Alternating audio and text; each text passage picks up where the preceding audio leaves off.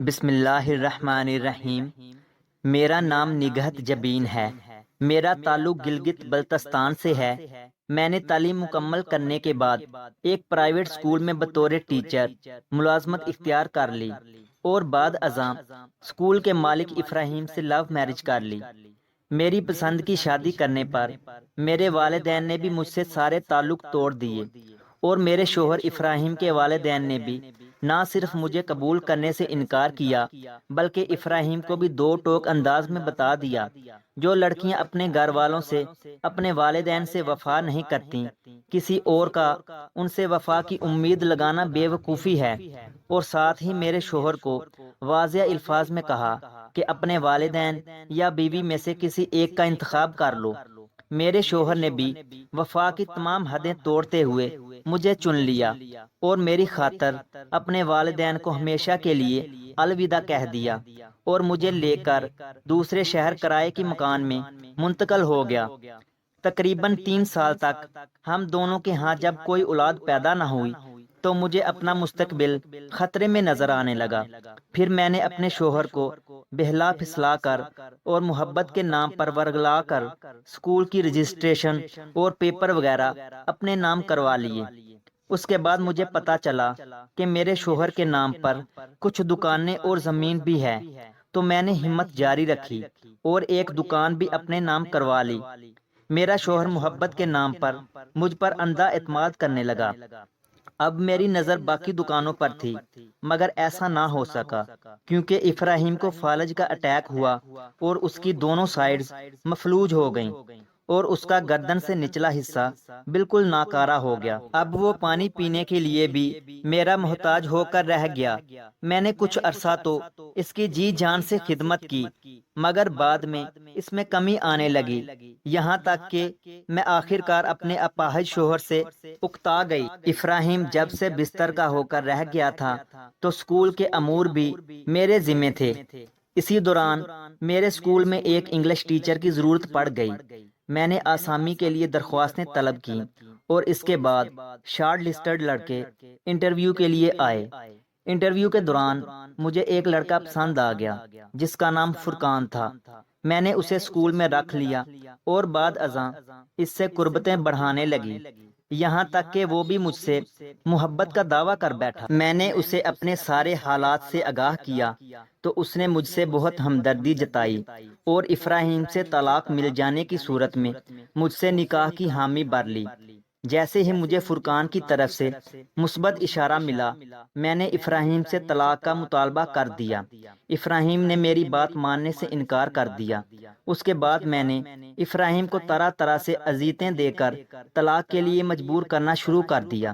میرے ہاتھوں ذلیل و رسوا ہونے پر ابراہیم روتا پیٹتا، اللہ سے اپنے گناہوں کی معافی مانگتا اور مجھ سے گڑ گڑاتے ہوئے کہتا کہ ایک بار میرے والدین سے میری بات کروا دو تاکہ میں ان کو اپنی بیماری اور حالات سے آگاہ کر سکوں، مگر میں کہتی پہلے طلاق پھر تمہاری بات۔ ابراہیم میرا ظلم جبر سہ لیتا مگر طلاق دینے پر راضی نہ ہوتا۔ آخر کار میں نے تمام حالات سے فرقان کو آگاہ کیا اور پھر ابراہیم سے جان چھڑانے کا فائنل منصوبہ بنایا کہ چونکہ ابراہیم گردن سے نچلا حصہ ہلانے سے بالکل قاصر ہے، اس لیے کھولتا ہوا گرم پانی ابراہیم کے منہ میں ڈال دیا جائے۔ اس طرح اس کی زبان اندر سے گل جائے گی اور اس کی آواز والے ٹیشو بھی متاثر ہو جائیں گے۔ اس کے بعد میں دعویٰ کر دوں گی کہ ابراہیم نے مجھے طلاق دے دی، جبکہ دوسری طرف ابراہیم اپنی صفائی میں کچھ کہنے سے قاصر ہوگا۔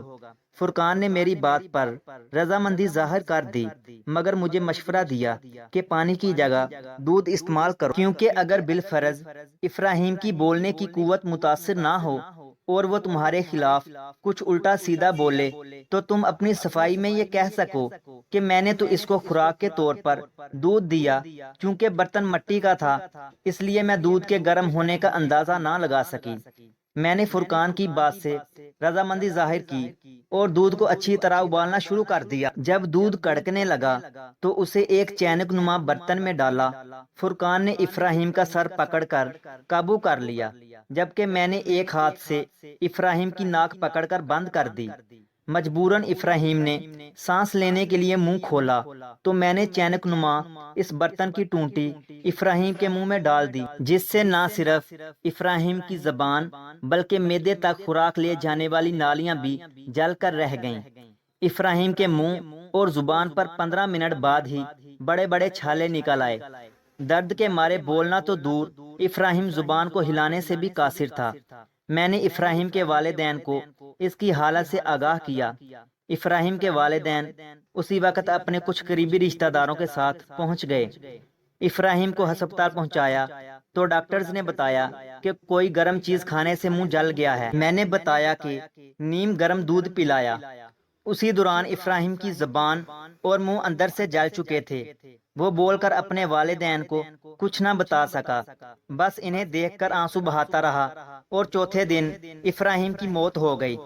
ابراہیم کی موت کے بعد میں نے اس کے والدین کو بتایا کہ اسکول اور ایک دکان ابراہیم مجھے دے چکا ہے۔ اس کے والدین نے بنا کوئی بحث کیے ان چیزوں سے دستبردار ہونا بہتر سمجھا اور مجھ سے قطع تعلق کر لیا۔